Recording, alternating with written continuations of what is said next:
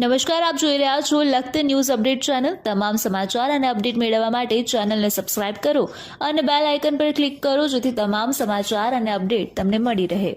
લખતર પાટીદાર સમાજ દ્વારા અમરેલી જિલ્લાના લેટરકાંડ બનાવ અંગે લખતર મામલતદારને આવેદનપત્ર આપ્યું। આવેદનપત્રમાં લુખ્ખાઓ સરેઆમ ગુંડાગીરી કરતા હોય તેમની સામે પગલાં ભરવાના બદલે પોલીસ ગુંડા આવારા તત્વોની છાવતી હોવાનો આવેદનપત્રમાં ઉલ્લેખ કરવામાં આવ્યો।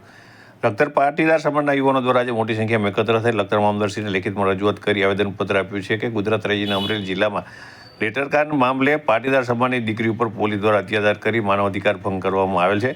પાટીદાર સમાજની દીકરીની મધ્યરાત્રિએ ધરપકડી તેના પર અમાનુષી વર્તન કરી તેની બેઇજ્જતી થાય તે પ્રકારે રિકન્સ્ટ્રક્શન કરી પોલીસ દ્વારા તેની બેઇજ્જતી કરવાનો હીન પ્રયાસ કરેલ છે। સાથે આવેદનપત્રમાં પોલીસ વિભાગ ઉપર આક્ષેપ પણ કરવામાં આવ્યો છે કે પોલીસ વિભાગ દ્વારા અસામાજિક તત્વો લુખ્ખા તત્વો સરેઆમ ગુંડાગીરી કરતા હોય છે તેવા તત્વો સામે યોગ્ય પગલાં ભરવાના બદલે તેમને છાવરવામાં આવી રહ્યા છે। ત્યારે પોલીસ દ્વારા અમરેલી જિલ્લાની પાટીદાર સમાજની નિર્દોષ દીકરીને ઇરાદાપૂર્વક બેઇજ્જતી કરવાના ઈરાદે હેરાન પરેશાન કરનાર પોલીસ અધિકારીઓ કર્મચારીઓ તાત્કાલિક પગલાં ભરી બરતરફ કરવા આવેદનપત્રમાં માંગ કરવામાં આવી હતી। સાથે લખતર મામલતદારશ્રી આર પટેલને તેમનો અવાજ સરકાર સુધી પહોંચાડવા માટે થઈ આ આવેદનપત્ર છે તે સરકારને સુધી પહોંચે તે માટે થઈ અને લખતર પાટીદાર સમાજ દ્વારા માંગ કરવામાં આવી હતી।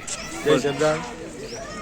અમરેલી જિલ્લામાં જે પાટીદાર દીકરી ઉપર અન્યાય થયો એ બાબતે અમે આવેદનપત્ર આપી છે, સરકારી બાબતે ઘટતું કરે એવી વિનંતી કરી છે।